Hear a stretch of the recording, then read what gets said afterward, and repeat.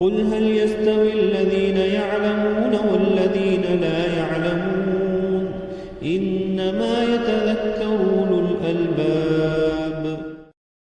محترم عزیزو، آپ سب کے علم میں ہے کہ گزشتہ 9-10 ہفتوں سے ہم رسول اللہ صلی اللہ علیہ وسلم کی سیرت کو ترتیب سے مختصر سمجھنے کی کوشش کر رہے ہیں۔ گزشتہ جمعہ کے اندر روح اور نفس کے تعلق سے ہم نے تفصیلی بحث کی اور تفصیلی باتیں سمجھی۔ وجہ اس کی یہ تھی کہ رسول اللہ صلی اللہ علیہ وسلم کی نبوت کا امتحان لینے کے لیے مشرکین مکہ نے جو سوالات کیے تھے اس میں ایک روح کے تعلق سے بھی سوال تھا۔ اب اس کے آگے ہم لوگ بڑھتے ہیں۔ دیکھو، ہوا یہ کہ مشرکین مکہ پوری کوشش کر رہے ہیں کہ کس طرح رسول اللہ صلی اللہ علیہ وسلم کو اپنی دعوت دین سے، دعوت اسلام سے روکے، اور ہر ممکن کوشش کر رہے ہیں، جیسا کہ ہم تفصیل سے سنتے چلے آ رہے ہیں۔ لیکن دن پہ دن اللہ کے نبی صلی اللہ علیہ وسلم کا حوصلہ بڑھتا ہی جا رہا ہے، استقامت مضبوط بنتی جا رہی ہے۔ اور یہی نہیں کہ صرف آپ اپنی دعوت میں آگے بڑھ رہے ہیں، بلکہ آپ کے ہاتھ پر ایمان لانے والے ایمان میں مومن بندے وہ بھی اتنے پختہ ہو رہے ہیں کہ وہ بھی دعوت کو لے کر کھڑے ہو رہے ہیں۔ لہٰذا نبی اور نبی کے ماننے والے دونوں ہی دین کی دعوت کھلے عام دے رہے۔ تو مشرکین مکہ پریشان ہو گئے کہ بھائی دعوت دن پہ دن بڑھتی جا رہی ہے، کھلے عام ہو رہی، لوگ کھلے عام جو ہے دین کی دعوت دے رہے ہیں، تو یہ اس بات پر کمر بستہ ہو جائے کہ اس قدر اذیت پہنچائے محمد صلی اللہ علیہ وسلم کو اور ان کے ماننے والوں کو کہ یہ خود ہی پریشان ہو کر دعوت کا کام جو ہے چھوڑ دے اور دین کی طرف بلانا چھوڑ دے۔ لہٰذا ہر طرح کی جسمانی تکلیف دینے کے اللہ کے نبی صلی اللہ علیہ وسلم کے ساتھ کوشش کی گئی۔ لہٰذا منیب غامدی رضی اللہ عنہ فرماتے ہیں کہ اللہ کے نبی صلی اللہ علیہ وسلم ایک مرتبہ لوگوں کے اندر چل کر جو ہے دعوت دے رہے ہیں۔ کیا دعوت دے رہے ہیں؟ قولوا لا الہ الا اللہ تفلحون، کہ لوگوں لا الہ الا اللہ کہہ دو کامیاب ہو جاؤ گے، اے لوگوں لا الہ الا اللہ کہہ دو کامیاب ہو جاؤ گے۔ تو میں نے دیکھا کہ بعض بدبخت کوئی آپ کو گالیاں دیتا ہے، کوئی آپ پر جو ہے تھوکتا ہے، اور کوئی آپ پر مٹی ڈالتا ہے، کوئی آپ پر مٹی ڈالتا ہے۔ ایک روایت کے اندر ہے، حارث بن حارث غامدی رضی اللہ عنہ کہتے ہیں، اسی طرح کی روایت بیان کرتے ہیں کہ اللہ کے نبی دعوت دے رہے ہیں، کہہ رہے قولوا لا الہ الا اللہ تفلحون، کہ تم لا الہ الا اللہ کہہ دو کامیاب ہو جاؤ گے۔ اور لوگ کوئی گالیاں آپ کو دے رہا ہے، کوئی آپ پر کچرا ڈال رہا ہے، تھوک رہا ہے، کوئی مٹی ڈال رہا ہے۔ اتنے میں کہتے ہیں غامدی رضی اللہ عنہ کہ ایک چھوٹی بچی اللہ کے نبی صلی اللہ علیہ وسلم کے پاس آئی، ایک چھوٹی بچی اللہ کے نبی صلی اللہ علیہ وسلم کے پاس آئی۔ میں نے لوگوں سے پوچھا کہ یہ کون ہے، تو کہا یہ آپ کی بیٹی حضرت زینب ہے، چھوٹی بچی تھی۔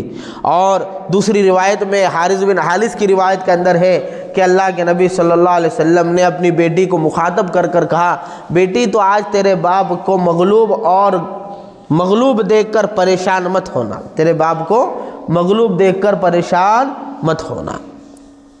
ایک صحابی فرماتے ہیں، میں نے اللہ کے نبی صلی اللہ علیہ وسلم کو دیکھا کہ ایک بازار تھا، بازار ذل مجاز نام کا ایک بازار تھا۔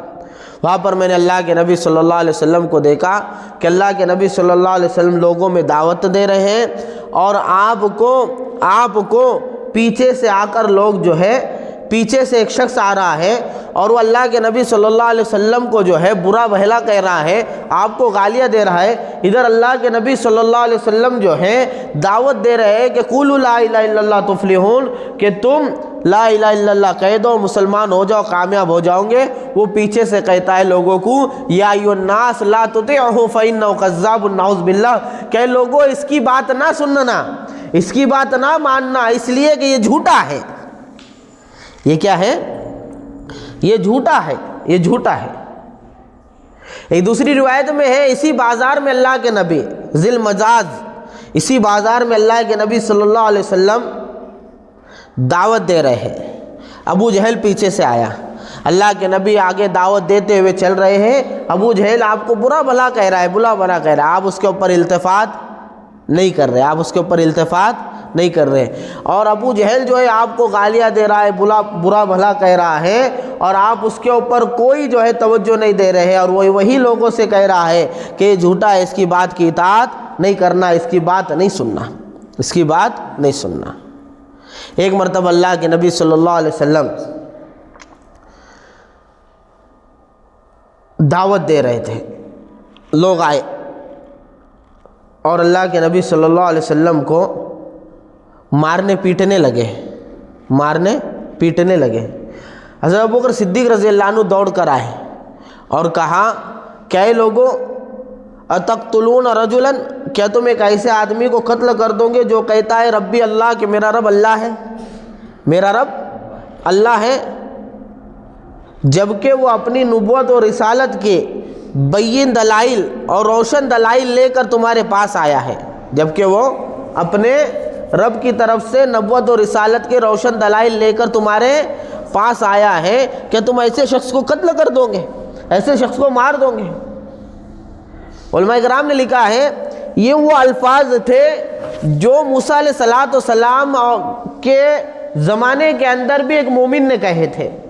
وہ کیا ہے؟ روایت میں ہے کہ حضرت موسیٰ علیہ السلام کو قتل کرنے کا حامان اور فرعون نے مشورہ کر لیا کہ آپ موسیٰ کو کیا کر دیں گے؟ قتل کر دیں گے۔ تو موسیٰ علیہ السلام کی قوم میں، فرعون کے قوم سے ایک بندہ تھا، وہ بندہ جو تھا وہ موسیٰ علیہ السلام پر ایمان لے آیا تھا، لیکن اپنے ایمان کو چھپا کر رکھا تھا۔ جیسے اس کو خبر ملی کہ موسیٰ علیہ السلام کے قتل کرنے کا مشورہ ہو چکا ہے، وہ آیا اور موسیٰ علیہ السلام کے تعلق سے فرعون حامان ان کے لوگوں کو کہنے لگا کہ تم ایک ایسے بندے کو قتل کر دو گے جو کہتا ہے کہ میرا رب اللہ ہے، میرا رب اللہ ہے۔ اس کا تذکرہ قرآن کریم میں اللہ رب العزت نے کیا، ایک روایت میں حضرت علی رضی اللہ عنہ ایک دن جو ہے بیان کرنے کے لیے کھڑے ہوئے، اور بیان کرتے کرتے خطبے کے درمیان حضرت علی رضی اللہ عنہ نے سوال پوچھا کہ کون سب سے زیادہ شجاع، بردبار اور ہمت والا آدمی ہے، ہمت والا، شجاعت والا کون آدمی ہے؟ تو لوگوں نے جواب دیا کہ آپ ہو۔ تو حضرت علی نے فرمایا کہ نہیں، میرا حال تو یہ ہے کہ میں اپنے ہر مقابلہ کرنے والے سے بدلہ لیتا ہوں۔ میرا حال تو یہ ہے کہ میں اپنے ہر مقابلہ کرنے والے سے بدلہ لیتا ہوں۔ سب سے زیادہ شجاعت اور بردباری اور ہمت والا بندہ وہ ابو بکر ہے۔ اور پھر کہنے لگے کہ ایک مرتبہ ہم نے دیکھا کہ رسول اللہ صلی اللہ علیہ وسلم پر مشرکین مکہ ٹوٹ پڑے اور آپ کو اذیت پہنچانے لگے، مارنے لگے۔ ہم میں سے کسی کی ہمت نہیں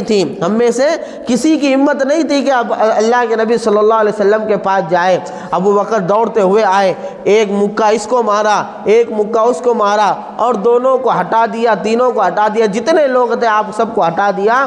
اس کے بعد حضرت ابو بکر نے کہا کہ تم ایک ایسے بندے کو قتل کرو گے جو کہتا ہے کہ میرا رب اللہ ہے، اور وہ تمہارے رب کے پاس سے اپنی نبوت کی ڈھیر ساری دلائل اور نشانیاں لے کر آیا ہے۔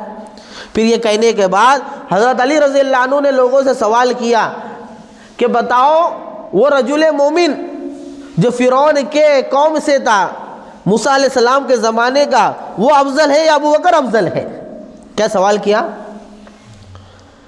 کہ وہ رجل مومن جو فرعون کی قوم سے تھا، موسیٰ علیہ السلام پر ایمان لایا تھا، وہ افضل ہے یا ابو بکر صدیق افضل ہے؟ لوگ خاموش رہے، کسی نے کچھ جواب نہیں دیا۔ کہا حضرت علی رضی اللہ عنہ نے، حضرت ابو بکر صدیق رضی اللہ عنہ کی زندگی کا ایک لمحہ آل فرعون کے رجل مومن کی پوری زندگی سے افضل ہے۔ کیوں؟ اس کی وجہ بتائی حضرت علی رضی اللہ عنہ نے۔ کہا کہ حضرت ابو بکر صدیق رضی اللہ عنہ نے اپنے ایمان کو ظاہر کیا تھا اور اس نے اپنے ایمان کو چھپائے رکھا تھا، چھپائے رکھا تھا، یہ افضل ہے۔ پھر کہنے لگے دوسری روایت کے اندر ہے کہ اس بندے نے صرف زبانی تائید کی موسیٰ علیہ السلام کی، یہی ہوا نا، مشورہ ہوا موسیٰ علیہ السلام کے قتل کرنے کا، وہ آیا اور اس نے کیا کہا کہ بھائی تم کیوں قتل کرتے ہو، ٹھیک ہے۔ اور حضرت ابو بکر صدیق رضی اللہ عنہ نے صرف زبانی تائید نہیں کی بلکہ جان سے بھی مدد کی، جان سے بھی مدد کی کہ بیچ میں پڑ گئے۔ ایک روایت کے اندر ہے، ایک دوسرے مرتبہ کا موقع ہے کہ اللہ کے نبی صلی اللہ علیہ وسلم پر کفار مشرکین جو ہے ٹوٹ پڑے، آپ کو مارنے پیٹنے لگے، تو ابو بکر صدیق رضی اللہ عنہ آئے اور اللہ کے نبی صلی اللہ علیہ وسلم کو بچانے کے لیے بیچ میں آ گئے، تو لوگوں نے حضرت اللہ کے نبی کو چھوڑا اور ابو بکر کو پیٹنے لگے۔ حضرت ابو بکر صدیق رضی اللہ عنہ کے سر میں اتنی زخم ہو گئی اور اتنا جو ہے سر جو ہے زخم سے بھر گیا کہ ہاتھ لگانے کی جو ہمت نہیں ہوتی تھی سر کو۔ اس قدر ستایا گیا اللہ کے نبی کو، مارا پیٹا گیا، گالیاں دی گئی اور جو ہے اپنے جسم مبارک کے اوپر جو ہے تھوکا گیا، خاک ڈالی گئی۔ یہ جو ہے رویہ اللہ کے نبی صلی اللہ علیہ وسلم کے ساتھ اذیت پہنچانے کا مشرکین مکہ نے جو ہے اپنایا تھا۔ اب اسی دوران ایک مرتبہ اللہ کے نبی صلی اللہ علیہ وسلم جو ہے حرم کے اندر نماز پڑھ رہے تھے، تو ابو جہل اس کے ساتھیوں کے ساتھ بیٹھا تھا، اس کے بہت سارے ساتھی تھے اور ساتھیوں کے ساتھ بیٹھا تھا۔ اس نے اللہ کے نبی صلی اللہ علیہ وسلم کو سجدہ کرتے دیکھا تو کہا کہ ہم میں سے کوئی ہے جو فلاں اونٹ کی وہ اوجڑی لے کر آئے تاکہ اس کے جسم کے اوپر ڈال دیں۔ تو سب سے شقی آدمی، بدتمیز آدمی عتبہ بن ابن معیط تھا، عتبہ بن ابی معیط، وہ اٹھا۔ یہ وہ بندہ ہے عقبہ بن ابی معیط کہ اللہ کے نبی صلی اللہ علیہ وسلم نے ایک مرتبہ فرمایا، امی جان حضرت عائشہ فرماتے ہیں اللہ کے نبی نے فرمایا میں دو بدترین پڑوسیوں کے درمیان رہتا ہوں۔ کیا فرمایا؟ میں دو بدترین برے پڑوسیوں کے درمیان رہتا ہوں، ایک عقبہ بن ابی معیط ہے اور دوسرا ابو لہب ہے۔ یہ لوگ میرے دروازے پر کچرا لا کر اور غلاظت لا کر ڈالتے ہیں، یہ روایت میں اللہ کے نبی نے فرمایا۔ تو یہ عقبہ بن ابی معیط بڑا شقی تھا، بدتمیز تھا، ابو جہل کے ساتھیوں میں تھا، اٹھا اور اوجڑی لا کر اللہ کے نبی صلی اللہ علیہ وسلم کے سجدے کی حالت میں پیٹھ پہ ڈال دی، اور پھر اتنا ہنسنے لگے کہ ہنس کر ایک دوسرے پر لوٹ پوٹ ہونے لگے، ایک دوسرے پر گرنے لگے۔ پھر ایک بچی آئی جو حضرت فاطمہ الزہرا رضی اللہ عنہا تھی، 5-7 سال کی بچی تھی، وہ آئی، اس نے جو ہے اپنے والد کے جسم کے اوپر سے اوجڑی کو ہٹایا، اپنے والد کے جسم سے اوجڑی کو ہٹایا۔ حضرت عثمان رضی اللہ عنہ فرماتے ہیں کہ ایک مرتبہ ہم نے دیکھا کہ رسول اللہ صلی اللہ علیہ وسلم جو ہے طواف کر رہے ہیں تو حتیم کا جو حصہ ہے، حتیم کا حصہ، وہاں پر ابو جہل، عقبہ بن ابی معیط اور کوئی اور ایسے 2-3 جو ہے کفار بیٹھے ہوئے تھے۔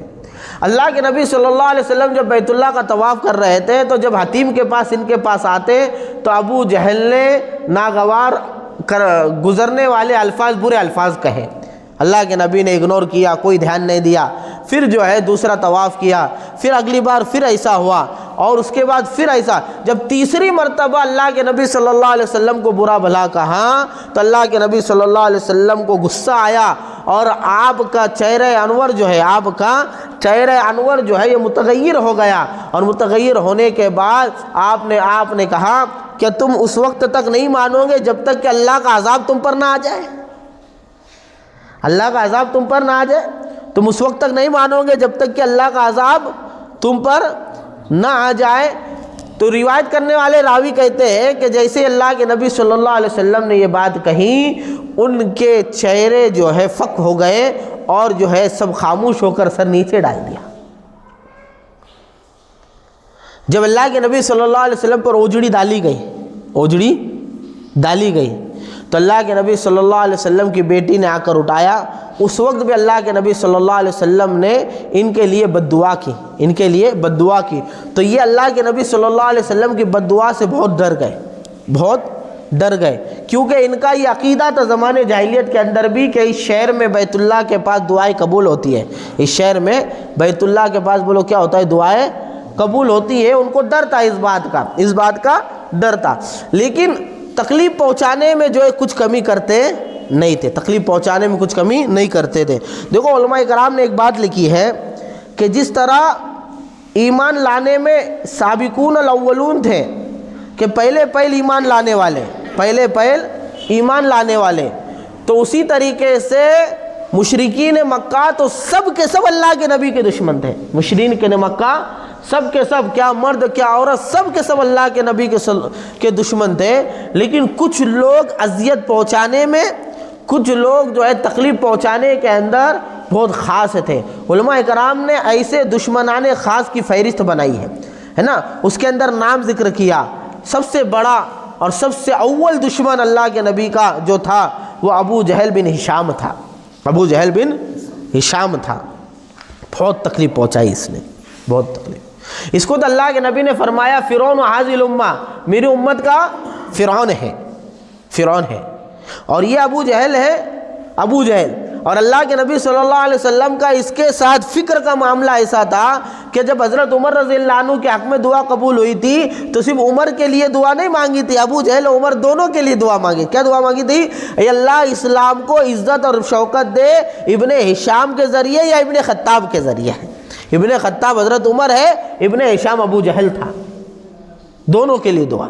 یعنی کھلا دشمن، سب سے بڑا دشمن، لیکن اللہ کے نبی اس کی بھی فکر میں ہے کہ یہ اسلام میں آ جائے، یہ کیا ہے؟ اسلام میں ہے۔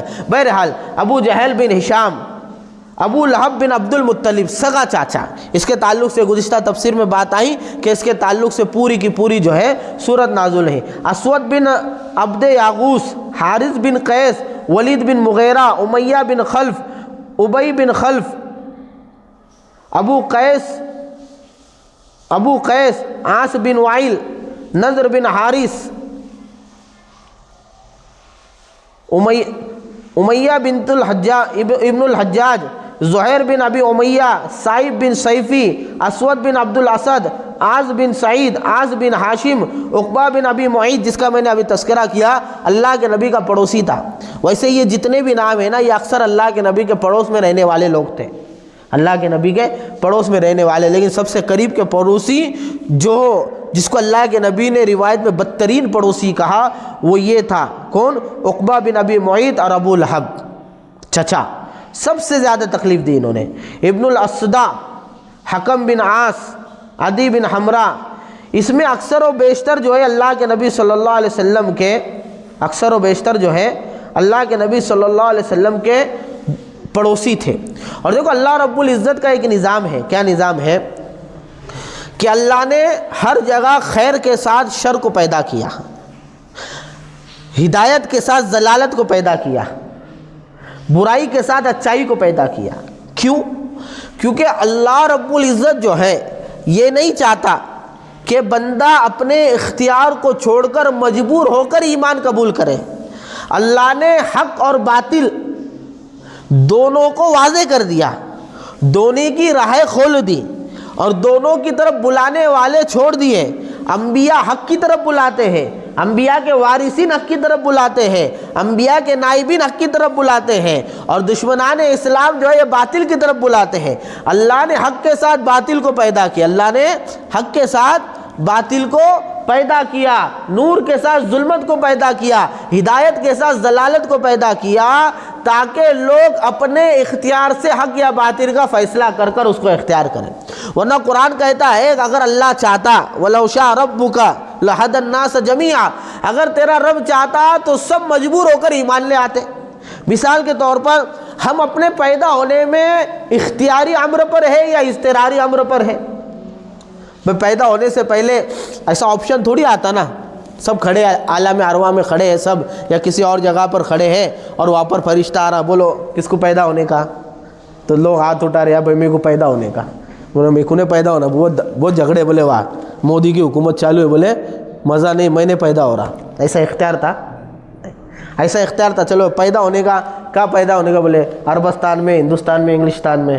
تو یہ بول رہا ہے یار عربستان میں پیسے بہت ہے، بولے ریال مہنگا ہے، انڈیا میں نہ کو بہت غریبی ہے، چلو اپنا عربستان۔ ایسے اختیار تھا۔ تو پیدا ہونے میں بندہ اضطراری کیفیت پہ ہے، یہ چاہے یا نہ چاہے پیدا ہو جاتا ہے۔ اس کی عمر اختیاری نہیں ہے، اضطراری ہے، استراری امر ہے، یعنی اس کے اختیار میں نہیں رکھا کہ بھائی آیا پیدا ہو گیا، اب چلو اس کے سامنے آپشن ہے بھائی 20 سال رہنا ہے دیکھو تو یہ 20 کو چوز کر رہا، 40 سال کو چوز کر رہا، 30 سال کو چوز کر رہا، 70 نہیں، جتنا مقدر میں لکھا جا چکا ہے 30 سال 20 سال 50 سال 90 سال 80 سال اتنے سال جئیں گا، اتنے سال جئیں گا۔ تو پیدا ہونے میں، کہاں پیدا ہونے میں، کتنی عمر میں، یہ کیا ہے؟ امر اضطراری ہے۔ اگر اللہ رب العزت چاہتا تو سب کو مومن بنا دیتا، یعنی کوئی جیسا پیدا ہونے میں، پیدا ہونے کے وقت میں، پیدا ہونے کی جگہ میں، پیدا ہونے کے خاندان میں، پیدا ہونے کے علاقے میں، عمر کے سلسلے میں بندہ محتاج ہے، اس کو کوئی اختیار اس کے اندر نہیں ہے۔ اگر اللہ چاہتا تو ٹھیک اسی طریقے سے ایمان کا معاملہ بھی کر لیتا کہ صرف انبیاء کو پیدا کرتا، صرف جو ہے اہل حق کو پیدا کرتا، صرف ہدایت کا راستہ بناتا اور سارے لوگوں کو مجبوری کے طور پر اضطراری کیفیت میں ایمان والا بنا دیتا، کوئی یہ بات نہیں تھی، اللہ کے اختیار میں تھا، نہیں۔ لیکن اللہ نے دنیا کو دارالامتحان بنانا تھا، اور دارالامتحان کہتے ہی اس کو ہے کہ جہاں بندے کو حق و باطل دونوں راہیں سلجھا دی جائے، بتا دی جائے، سمجھا دی جائے، اور اس کو اختیار دے دیا جائے کہ تو جو چاہے وہ کر، تو حق کا ساتھ دے کر حق کے راستے پہ چلیں گا تو کامیاب ہوں گا، اور باطل کا ساتھ دے کر باطل کے راستے پر چلیں گا ناکام ہوں گا۔ اس لیے اللہ رب العزت نے قرآن میں فرمایا، کیا فرمایا؟ کہ اللہ رب العزت نے ہر نبی کے ساتھ 2 طرح کے شیطان کو بنایا ہے اور اس کے پیچھے لگایا ہے، شیاطین من الانس و شیاطین من الجن۔ شیاطین من الجن کسے کہتے؟ وہ جو ابلیس کی گینگ والے، ابلیس کی اولاد جو ہے شیطان، وہ جنوں میں سے جو ہے، ابلیس کے تعلق سے نا کان من الجن، وہ جنوں میں سے تھا۔ فرشتوں کی جب تخلیق ہو رہی تھی، انسان فرشتوں سے الگ وہ تھا لیکن فرشتوں کے ساتھ رہتا تھا، کان من الجن، جن میں تھا، لہذا بہت سارے دشمن جو ہیں وہ جنوں میں سے بنائے، اور شیاطین من الانس قرآن کہتا ہے، اور انسانوں میں سے شیطان بنائے۔ تو شیاطین من الانس کسے کہتے ہیں؟ شیاطین من الانس کسے کہتے ہیں؟ شیاطین من الانس ان بندوں کو کہتے ہیں جو خود بھی حق کو نہ مانے اور حق کو ماننے والوں کے راہ کا روڑا بنے، راہ میں رکاوٹیں ڈالے۔ لہٰذا ہر نبی کو دیکھو، آپ موسیٰ علیہ السلام کو دیکھو، ان کے ساتھ شیاطین من الانس کون ہے؟ فرعون، حامان، قارون۔ عیسیٰ علیہ السلام کے زمانے کے اندر ایسا ہی ہے، صالح علیہ السلام کے زمانے میں، ہود علیہ السلام کے زمانے میں، ابراہیم علیہ السلام کے زمانے میں سب سے بڑا جو شیاطین من الانس ثابت ہوا، ان کا باپ آزر ثابت ہوا۔ لہذا حضرت آدم علیہ السلام سے لے کر میرے اور آپ کے آقا محمد عربی صلی اللہ علیہ وسلم تک جتنے بھی انبیاء آئے، سب کے ساتھ اللہ نے دشمن کی ایک خاص لسٹ رکھی ہے۔ کوئی عام دشمن تھے، کوئی خاص دشمن تھے، خاص دشمن۔ ہر موڑ پہ نبی کو تکلیف پہنچائی، کیوں؟ کیونکہ نبی کی دعوت کی حقانیت ظاہر ہو اور ماننے والے اپنے اختیار سے ایمان قبول کر کے جنت کا راستہ اپنائیں۔ شروع سے حق اور باطل کی لڑائی ہے۔ وہ شاعر کہتا ہے نا، ستیزہ کار رہا ہے ازل سے تا امروز، چراغ مصطفی سے شرار بو لہبی، یعنی جب سے دنیا بنی ہے وہاں سے لے کر اب تک، جب سے دنیا بنی ہے وہاں سے لے کر اب تک چراغ مصطفی یعنی اسلام کا، دین حق کا شرار ابو لہبی، ابو لہب کے چنگاریوں سے مقابلہ رہا ہے۔ لہذا موسیٰ علیہ السلام کے ساتھ، عیسیٰ علیہ السلام کے ساتھ، لوط علیہ السلام کے ساتھ، ابراہیم علیہ السلام کے ساتھ، اسماعیل علیہ السلام کے ساتھ، یوسف علیہ السلام کے ساتھ، اور جو ہے شیش علیہ السلام کے ساتھ، جتنے انبیاء اکرام علیہ السلام گزرے ہیں، سب کے ساتھ شیاطین من الانس موجود تھے، جنوں کے اندر سے بھی دشمن موجود تھے شیاطین، اور جو ہے انسانوں کے اندر سے بھی دشمن جو ہے موجود تھے۔ ہر موڑ کے اوپر جو ہے تکلیف پہنچاتے، ہر موڑ کے اوپر تکلیف پہنچاتے، یہ اللہ کا اصول ہے۔ اس لیے اللہ رب العزت نے اللہ کے نبی صلی اللہ علیہ وسلم، بلکہ میں آپ کو بتاؤں کہ اللہ کے نبی صلی اللہ علیہ وسلم کو جو تکلیف پہنچی ہے وہ کیفیت کے اعتبار سے تمام انبیاء سے بڑی ہوئی ہے۔ روایت کے اندر اللہ کے نبی نے فرمایا، ما اوذیت مجھے للدین کہ مجھے دین کے خاطر جتنا ڈرایا گیا، جتنا دھمکایا گیا، جتنی تکلیف پہنچائی گئی اتنی کسی کو نہیں پہنچائی گئی۔ اب یہاں پہ ایک سوال پیدا ہوتا ہے، کیا سوال پیدا ہوتا ہے کہ اللہ کے نبی صلی اللہ علیہ وسلم کی کل عمر کتنی ہوئی؟ 63 سال۔ اس میں نبوت کا زمانہ کتنا؟ 23 سال۔ اور دوسرے انبیاء کی نبوت کی زندگی 1000 سال۔ تو پھر اللہ کے نبی صلی اللہ علیہ وسلم نے اس حدیث میں کیسے فرمایا کہ مجھے جتنی تکلیف دی گئی اتنی کسی کو نہیں، اور مجھے جتنا ڈرایا اور دھمکایا گیا اتنا کسی کو نہیں؟ اصل میں دیکھو دو چیزیں ہوتی ہیں، ایک کیفیت اور ایک کمیت۔ کیفیت کوالٹی، کمیت کوانٹٹی۔ تو دوسرے انبیاء اکرام علیہ السلام کو جو تکلیفیں ہوئی وہ کوانٹٹی کے اعتبار سے بہت تھی، کمیت اس کی بہت بڑی تھی۔ کمیت اس کی، نوح علیہ السلام کا تذکرہ ہے نا، کیا کہتے ہیں؟ دعوت قومی لیلا و نہارا، کہ میں نے میری قوم کو دن رات بلایا اور 950 سال بلایا، 950 سال ان کی قوم نے ان کو سمجھایا۔ تو یہاں پہ دیکھیں کمیت اللہ کے نبی سے بہت زیادہ، لیکن کیفیت جو تھی، ستانے کی جو کوالٹی تھی، وہ حد درجہ سخت تھی اللہ کے نبی صلی اللہ علیہ وسلم کے ساتھ، حد درجہ سخت تھی۔ اور عجیب معاملہ تھا، عجیب معاملہ تھا۔ اللہ کے نبی کی نبوت تو تا قیامت، اور اللہ کے نبی کی حیات جو ہے 63 سال، یعنی ایک بڑے زمانے تک کے لیے آپ کو امت کو تیار کر جانا ہے۔ آپ کی ذمہ داری یہ ہے کہ آپ کو ایک ایسا لاہیہ عمل اور ایک ایسا طریقہ اور ایک ایسی ترتیب قائم کر جانا ہے کہ جس طریقے کے اوپر قیامت قائم ہونے تک لوگوں کو عمل کرنا ہے۔ لیکن آپ کو زندگی کتنی دی گئی؟ 63 سال کی۔ اس میں بھی نبوت کا زمانہ کتنا؟ 23 سال کا۔ تو یہ 23 سال کے اندر اللہ کے نبی صلی اللہ علیہ وسلم کی فکر کا، اپنی امت کے لیے کڑن کا، اپنی امت کے لیے محبت کا جو جذبہ تھا وہ بہت اعلیٰ سطح کا تھا۔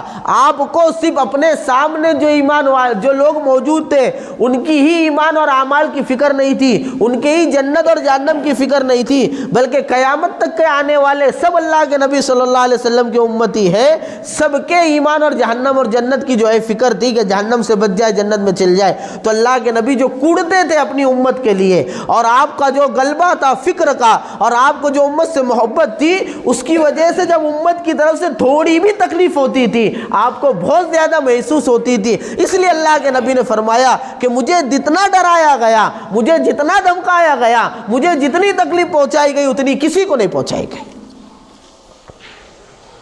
ایک پڑوس کا بچہ گالی دے دے، تکلیف ہوتی ہے، لیکن سگی اولاد جو میرے صلب سے نکلی، جو میرے جسم کا حصہ ہے، جس کو میں نے پالا پوسا، اور جس کی زندگی سنوارنے کے لیے میں ہر وقت کوشاں رہتا ہوں، پریشان رہتا ہوں، اس اولاد کی زبان سے اگر گالی نکل جائے تو ظاہر سی بات ہے پڑوس کے بچے کی گالی کا اثر، تکلیف کم ہوں گی کیفیت کے اعتبار سے، اور سگی اولاد کی گالی کی کیفیت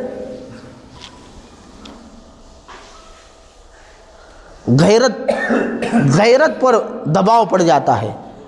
آدمی کے قدموں تلے زمین کھسک جاتی ہے، شرم کے مارے پانی ہو جاتا ہے کہ میری اولاد نے مجھ کو گالی دے دی، میرے اولاد نے میرے کو ٹھکرا دیا۔ کیونکہ اولاد پر اس کا بہت کچھ لگا ہے، اولاد پر اس کا بہت کچھ لگا ہے، اور اولاد کی فکر کے اندر یہ بہت کچھ کرنے کے ارادے رکھتا ہے، اور اولاد کو پروان چڑھانے کے لیے یہ سب کچھ لٹانے کی فکر رکھتا ہے۔ ایسے جذبے کے ساتھ، ایسی محبت کے باوجود اور ایسی فکر کے غلبے اور کیفیت کے بعد اگر اولاد گالی دے دے تو باپ کا سینہ چھنی ہو جاتا ہے۔ اس سے کئی زیادہ رسول اللہ صلی اللہ علیہ وسلم کو امت سے محبت تھی، اس سے کئی زیادہ رسول اللہ کو امت کی فکر تھی، اس سے کئی زیادہ رسول اللہ صلی اللہ علیہ وسلم جو ہیں فکر میں کوڑتے تھے۔ ایسی کیفیت میں، ایسی حالت میں جب اللہ کے نبی صلی اللہ علیہ وسلم کو امت سے تکلیف ہوتی تھی تو اس کا درد جو ہے وہ اللہ کے نبی ہی سمجھ سکتے ہیں، ہمارے لیے بیان کرنا بھی جو ہے اس کے لیے الفاظ نہیں ملتے۔ اس سے پہلے واقعہ بتایا میں نے فاران کی چوٹی کا، ابو لہب نے کہا تھا۔ تھوڑا تصور کرو کہ ایک بندہ ہے جو پورے محلے میں، پورے شہر کے اندر نیک مانا جاتا، لوگ کہتے کہ بھئی امانت رکھانی ہے تو محمد کے پاس رکھاؤ صلی اللہ علیہ وسلم۔ محمد نے کہہ دیا مطلب سچا ہے۔ واقعہ گزرا نا، بیت اللہ کے اندر کیا رکھنا تھا؟ حجر اسود کا فیصلہ کرنا تھا۔ کون فیصلہ کرے گا؟ محمد صلی اللہ علیہ وسلم نے فیصلہ کر لیا، سب نے مان لیا۔ یعنی ایک ایسی شخصیت ہے جو اپنے شہر میں، اپنے علاقے میں متفق علیہ ہے، کئی کے اوپر؟ امانت دار ہونے پہ، سچے ہونے پر۔ یہ کیفیت اگر ہماری تمہاری ہو جائے تو ہمارا کیا خیال ہوگا کہ میں جب بھی جو بھی بات کہوں گا لوگ مان لیں گے۔ بھائی باپ گھر کے اندر کیا سوچ کے بات کہتا ہے کہ سب مجھ سے محبت کرتے ہیں، میرا احترام کرتے ہیں، میں جو کہوں گا وہ چیز ہو جائیں گے۔ تو اللہ کے نبی صلی اللہ علیہ وسلم کی یہ کیفیت، اللہ کے نبی فاران کی چوٹی پر چلے اور کیا کہا، اور پھر اپنی اس کیفیت اور حالت کا ٹیسٹ بھی کیا۔ اس موقع پر کیا ٹیسٹ کیا کہ اگر میں یہ کہوں کہ اس پہاڑ کے پیچھے ایک دشمن ہے جو تم پر حملہ کرنے والا ہے، تو کیا تم میری بات کو مانو گے؟ تو کیا کہا، آپ سچے ہیں، آپ صادق ہیں، آپ کی بات ضرور مانیں گے۔ اور یہ بات ہونے کے بعد، سامنے سے تصدیق ہونے کے بعد، جب اللہ کے نبی صلی اللہ علیہ وسلم کا یہ خیال اور یہ گمان اور یہ کیفیت کی لیول بڑھ گئی کہ اب یہ میری بات کو تسلیم کرنے کی کیفیت میں ہے، ماننے کی کیفیت میں، فوراً ادھر سے انکار جو اللہ کے نبی صلی اللہ علیہ وسلم کے سینے پہ گزری ہوگی اور جو آپ کے دل کو چوٹ لگی ہوں گی، اس کا اندازہ ہم نہیں کر سکتے۔ اسی لیے فرمایا اللہ کے نبی نے کہ مجھے جتنا ڈرایا دھمکایا گیا اور مجھے جتنی تکلیف پہنچائی اس نے کتنی نبی کو نہیں پہنچائی گئی۔ کیوں؟ وہ کیفیت کے اعتبار سے اللہ کے نبی کی تکلیف بہت آگے ہے۔ ہاں کمیت اور کوانٹٹی کے اعتبار سے دوسرے لوگوں کی تکلیفیں زیادہ ہو سکتی ہے، لیکن اللہ کے نبی صلی اللہ علیہ وسلم کی تکلیفیں بہت زیادہ دن پہ دن تکلیفیں دے رہے۔ عروہ بن زبیر نے عمرو بن عاص رضی اللہ عنہ سے پوچھا کہ اللہ کے نبی صلی اللہ علیہ وسلم کے حالات بیان کرو، تو کہنے لگے ایک مرتبہ اللہ کے نبی صلی اللہ علیہ وسلم دعوت دے رہے ہیں تو کوئی آپ کے پیچھے سے آ کر کہتا ہے یہ مجنون ہے، کوئی جو ہے آپ کو گالیاں دیتا ہے، کوئی جو ہے آپ پر مٹی ڈالتا ہے۔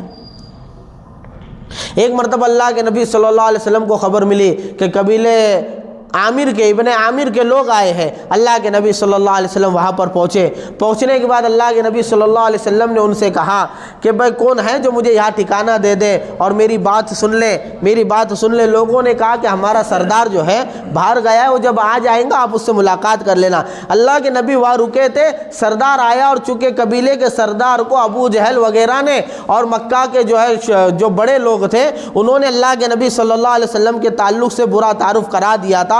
وہ خبیث آیا، اللہ کے نبی صلی اللہ علیہ وسلم کا جیسے اس کے سامنے تعارف ہوا تو کہنے لگتا ہے اوہو تو وہی جو ہے محمد عبداللہ کا بیٹا محمد ہے جس نے اپنے آبائی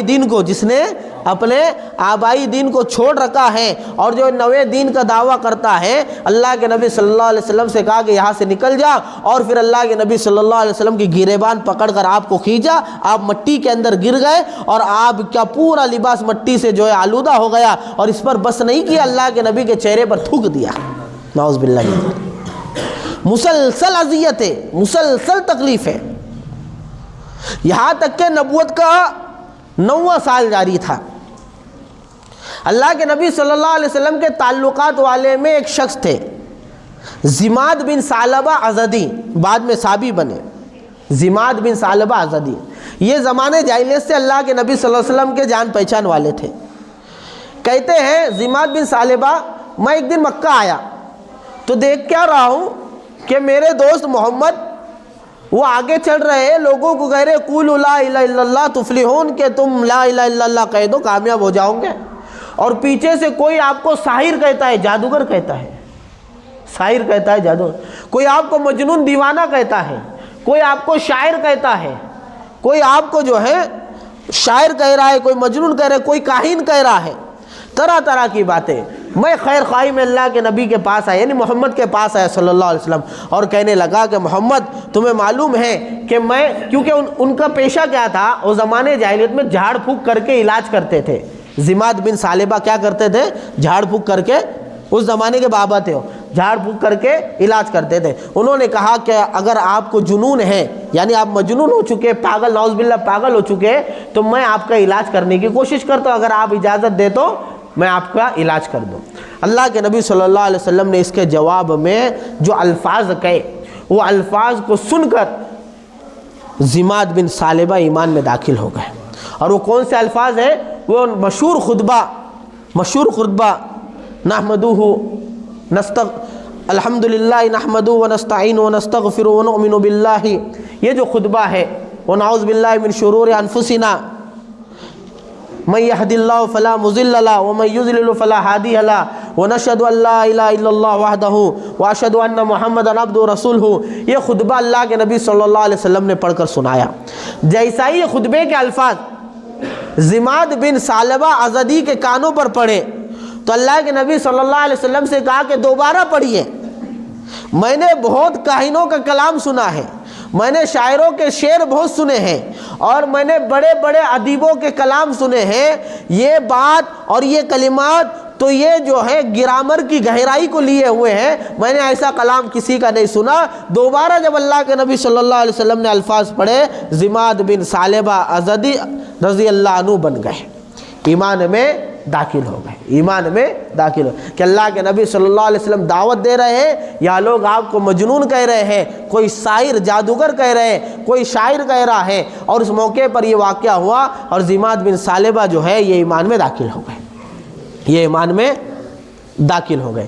لہذا جب ہر طرح کا حربہ، ہر طرح کی لالچ اور ہر طرح کی پیشکش کافروں کی، مشرکین مکہ کی فیل ہو گئی اس بات کے اوپر کہ کس طریقے سے جو ہے محمد عربی صلی اللہ علیہ وسلم کو ایمان کی دعوت سے روکا جائے اور ان کے متبعین کو ایمان کی دعوت سے روکا جائے، تو اللہ کے نبی کی نبوت کا امتحان لیا. مشرکین کی طرف سے سوال آئے اور پھر یہود کی طرف سے سوال لائے، ساری چیزوں کے اندر اللہ کے نبی کو خرا پایا تو ان کی دشمنی اور بڑھتے گئی، ان کی چودراہٹ کو اور دھکا لگنے لگا.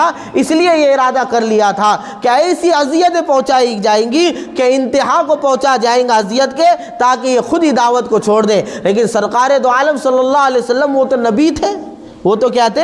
نبی تھے، اور نبی تو استقلال کا پہاڑ ہوتا ہے. لہٰذا آپ اپنے دعوت کے عزم پر اور دین کے اوپر ایسے قائم رہیں کہ آپ کو کوئی ہلا نہیں سکا، بلکہ جتنا یہ تکلیف پہنچاتے تھے اتنا اللہ کے نبی صلی اللہ علیہ وسلم کی دعوت کے اندر اور نکھار آتا تھا. اور کیا آتا تھا؟ نکھار آتا تھا.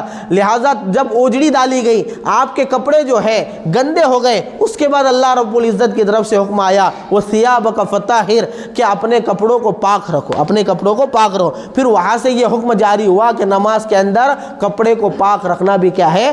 فرض ہے. کپڑوں کو پاک رکھنا بھی فرض ہے. یہ وہ دور تھا جس دور کے اندر اللہ کے نبی صلی اللہ علیہ وسلم کو جانی نقصان، مالی نقصان، ہر طرح کا نقصان اٹھانا پڑا. پھر اس کے باوجود بھی اللہ کے نبی صلی اللہ علیہ وسلم رکے نہیں، بلکہ آپ کے ہاتھوں کے اوپر جو ایمان لاتے تھے ان کو بھی انہوں نے بہت ستایا تاکہ محمد صلی اللہ علیہ وسلم کا ساتھ چھوڑ دیں، لیکن یہ بھی اپنے ایمان کے اوپر بہت مضبوط ہیں. لہٰذا اب وقت ہو گیا، اگلے جمعہ کے اندر ہم ان لوگوں کی قربانیوں کا تذکرہ کریں گے جو اللہ کے نبی صلی اللہ علیہ وسلم کے ہاتھ پر شروع میں اسلام لائے، اور اسلام لانے کی وجہ سے مشرکین مکہ نے ان کو خوب ستایا لیکن وہ ایمان سے ٹس کے مس نہیں ہوئے. اس میں سر فہرست ابو بکر صدیق کا نام ہے، اس میں سر فہرست بلال رضی اللہ عنہ کا نام ہے، اس میں سر فہرست یاسر، سمیہ اور عمار رضی اللہ عنہ اجمعین کا نام ہے، اور بھی بہت سارے صحابہ اور صحابیات ہیں. انشاءاللہ اگلے جمعہ کے اندر ان کی زندگی کے حال کو سنیں گے. اللہ رب العزت سے دعا ہے کہ اللہ رب العزت سیرت کے ان پہلوؤں کو سامنے رکھ کر زندگی گزارنے کی توفیق عطا فرمائے.